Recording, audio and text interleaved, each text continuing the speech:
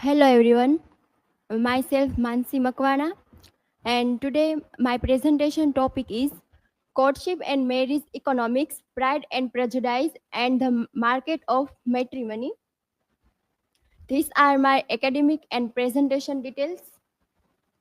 These are table of contents, and these are my research question and the hypothesis. So my research question is, how do wealth, social status, and gender roles influence marriage decisions in Jane Austen's Pride and Prejudice, and to what extent do characters navigate the tension between romantic desire and economic necessity?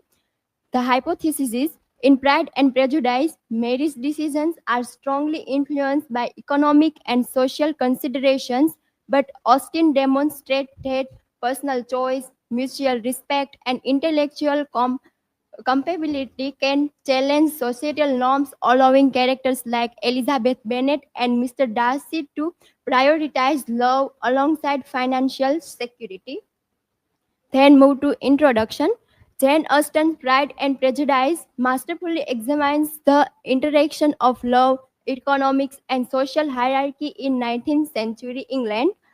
Through sharp irony and realistic characterizations, the novel exposes how wealth and class structure dictate personal relationships and shape notions of virtue, worth, and desire.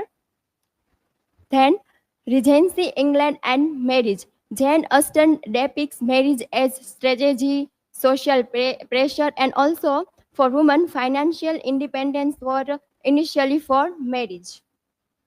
Then, marriage as an economical institutions, where marriage as a market in Regency England, marriage was often treated like a marketplace where financial resources, social rank, and family connections were negotiated and exchanged. Then, family alliance. Families actively sought strategies partnership to secure property, preserve wealth, and enhance social standing. Then economic and social negotiations, Dory's inherence and social connections were central to the process. Then Austen's insight in Pride and Prejudice. Through her narrative, Austen critiques the economic underpinning of marriage, showing how societal expectations often force individuals. Then Elizabeth Bennet's perspective. Jane Austen depicts Elizabeth as an values love and respect, rejects economics advantage, where he rejects Mr. Collins as well as Mr. Darcy. Then exercise personal agency, then balances principles and affections and challenges social norms. Then Mr. Darcy, who depicts as a wealthy person and handsome. Darcy's status shows how economic and social capital shape the relationships and provide authority in society. Then move to gender and power dynamics, where limited options for women in Regency England. Women had a few options or career for property rights, making marriage the primary means of financial and social security. Then economic dependence. Women's choices in courtship and marriage were largely shaped by economic necessity, forcing them to prioritize security over personal preferences. Power imbalance and societal expectation. So, women were expected to marry advantageously, and deviation from these norms often risk social marginalization and vulnerability. Then social pride and matrimony. Social pride and class consciousness. In Regency England, social pride and class consciousness often complicated marriage negotiations. The tension between choice and hierarchy. This tension between personal choice and social hierarchy highlights how pride and reputation act as barriers of romantic unions. Then contemporary relevance, ongoing study of marriage economics. The economic and social aspects of marriage explored in Pride and Prejudice continue to be analyzed in sociology and gender studies. showing how financial consideration influence relationships.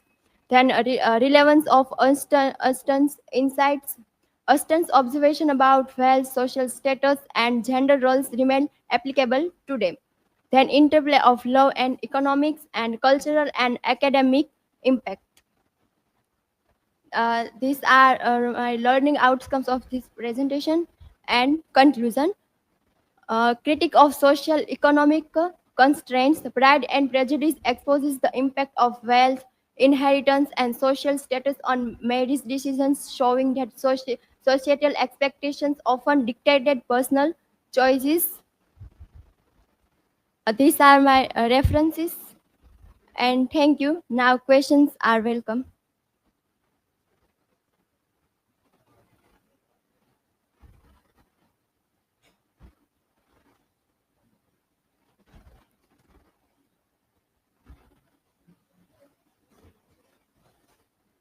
So my question is to you that how do today's relationship show both love and money needs like in Pride and Prejudice?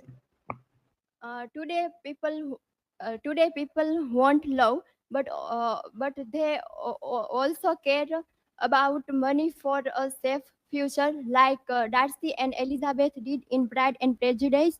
Try to couples try to have both feelings and stability. Another one.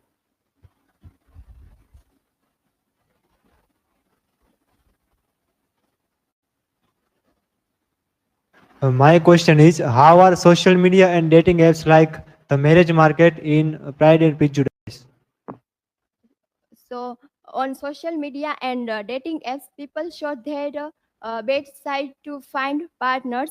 Like in Austen's time, looks, reputation, and lifestyle still matters in choosing who to be with. So thank you. This is from my side.